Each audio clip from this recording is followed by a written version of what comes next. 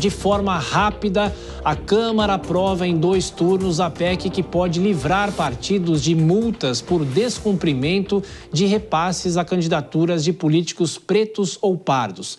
Com 340 votos favoráveis e 89 contrários, a matéria vai agora ao Senado. O texto cria um programa de refinanciamento de dívidas das legendas. A matéria permite ainda o uso do recurso do fundo partidário para pagar multas eleitorais. O texto que tramitou na Câmara estabelecia piso de 20% para envio de recursos à candidatura de pretos ou pardos. Agora, o percentual mínimo previsto é de 30%.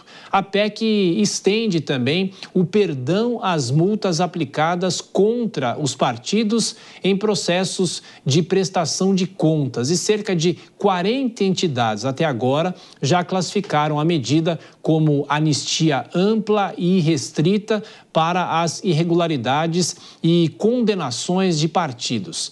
A previsão é de que a PEC tramite de forma mais lenta no Senado. A expectativa também é de que essa discussão só seja feita no segundo semestre entre os parlamentares, mas a sessão de hoje chamou atenção, porque a votação foi muito rápida, inclusive os parlamentares, com a tramitação e a discussão que foi feita hoje, não houve, inclusive, o intervalo de sessões regimentais em relação a ter essa votação. E o repórter Bruno Pinheiro traz agora as últimas informações. Ô Bruno, foi uma votação, como a gente vinha dizendo, relativamente rápida, mas tivemos alguns enfrentamentos no plenário com falas muito ríspidas. Boa noite, bem-vindo, bom trabalho. Justamente, viu, Tiago? Um dia importante. Ótima noite a você, a quem nos acompanha. E essa anistia que já se fala em um impacto de um pouco mais de 20 bilhões de reais sobre diversas multas em relação a essas legendas que não respeitaram essas regras, na verdade, esses repasses para negros e mulheres também. Essa discussão, então, que acaba rendendo e muito, alguns nomes entraram no confronto dentro do plenário, na verdade, confronto de ideias, porque achavam que não tinha como colocar isso em discussão. Na verdade, não é um assunto de hoje. No último ano já havia essa discussão, mas não avançou. Agora vai para o Senado Federal, justamente sobre esse repasse para as mulheres. Havia um interesse de quase todas as legendas que são representadas no Congresso Nacional, mas enfrentou uma dificuldade, assim como foi o discurso da deputada Adriana Ventura do Novo, que fez um discurso muito forte, indo na contramão do que foi o resultado hoje, um pouco mais cedo aqui na Câmara dos Deputados. Vamos ver o que disse a deputada Adriana Ventura. Porque eu vejo uns discursos aqui no plenário que eu falei, gente, não é possível, a gente não está falando do mesmo projeto. Porque o projeto que temos aqui, deputados, que vocês votaram sim, que muitos deputados aqui votaram sim, ele é muito cristalino, muito transparente no que ele propõe. Tá? Então, tem muitos discursos bonitos aqui, que fala que garante direito para as mulheres, que garante dinheiro para... Conversa mole, vocês me desculpem. Leiam, por favor, os artigos 4º, 5º e 6º. É anistia irrestrita. Não, aqui a gente não está falando de mulher, né, de cota de preto, não, aqui a gente está falando objetivamente de anistia, está anulando sanções de prestação de conta eleitoral, está dando refis infinito para partido político, está autorizando usar os bilhões e bilhões do dinheiro público do cidadão brasileiro que não vai para saneamento, que não vai para educação, que não vai para saúde, para pagar dívida do partido político, tadinho.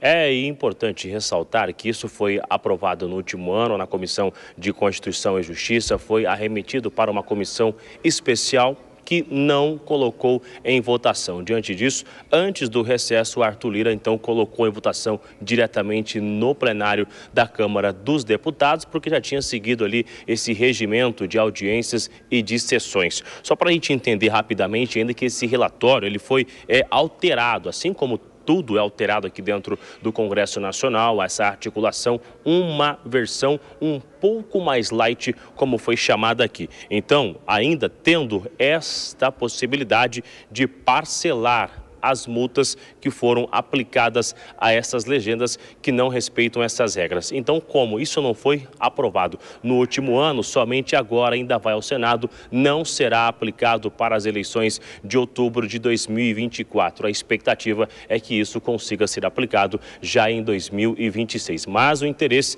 era que fosse aplicado já agora, no ano. Mas, diante desse impasse no relatório e de ideias diferentes, o texto acabou sendo analisado somente nesta quinta-feira, antes do recesso do Congresso Nacional, que agora, horas após a votação encerrar, esse é o cenário do Salão Verde aqui da Câmara dos Deputados, agora somente em agosto, viu, Thiago? É isso, e Bruno Pinheiro ainda volta nessa edição do Jornal Jovem Pan para falar sobre a festa de um parlamentar que é cotado para comandar a Câmara dos Deputados no ano que vem. Bom trabalho, Bruno, até mais tarde. Vamos chamar os nossos comentaristas, Dora Kramer e Cristiano Vilela, já conosco. Ô Dora, boa noite para você, bem-vinda. A gente já vinha alertando sobre essa PEC da anistia. Ninguém, pelo menos não era a previsão de que essa PEC pudesse ser votada antes desse recesso parlamentar. E foi votada já em 2 turnos e a bola agora está com o Senado. Bem-vinda, Dora.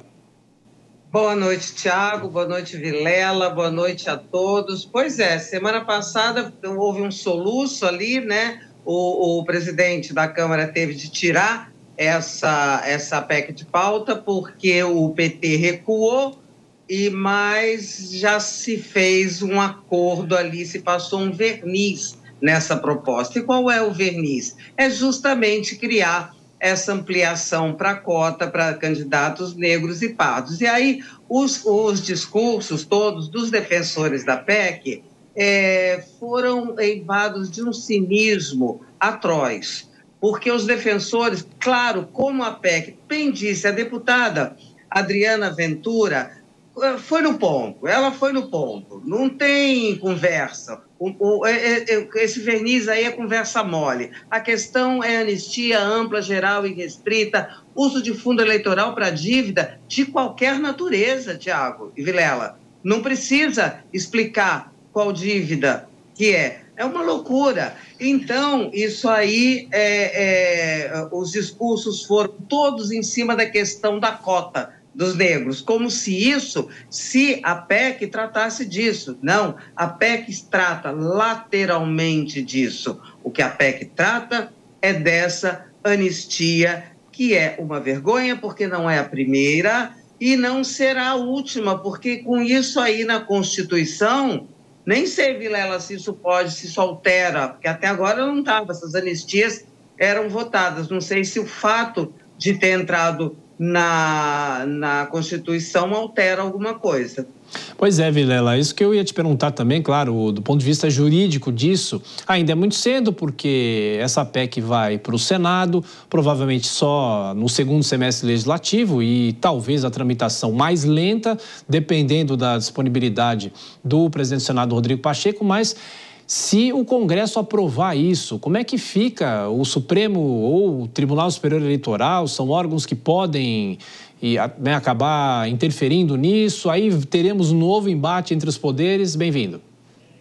Uma boa noite, Thiago, Dora e todos que acompanham o Jornal Jovem Pan. Olha, o único que vai poder interferir nessa questão é justamente o Supremo Tribunal Federal, que faz o controle de constitucionalidade não apenas das leis ordinárias, mas eventualmente daquelas que ingressam através de PEC. Agora, é evidente que aprovar uma proposta de emenda constitucional dá maior peso, dá maior segurança de que essa norma ela tenha menos chance de ser rechaçada pelo judiciário ou por qualquer outra lei ordinária que viesse a alterar o que ficou decidido hoje. É um verdadeiro absurdo e eu vejo que o mais importante é a gente analisar com calma se é correto manter esse financiamento público que se tem hoje, um financiamento majoritariamente público das campanhas eleitorais. São bilhões de reais que são destinados aos partidos políticos com critérios pequenos, com uma fiscalização pequena, já vista que os partidos têm autonomia para uma série de gastos e para a própria organização interna, dirigentes partidários que se eternizam no poder. Eu vejo que está mais do que na hora da sociedade debater se de fato quer manter essa forma de financiamento ou se prefere eventualmente pensar numa outra forma, talvez retomar o financiamento privado, só que com regras mais duras.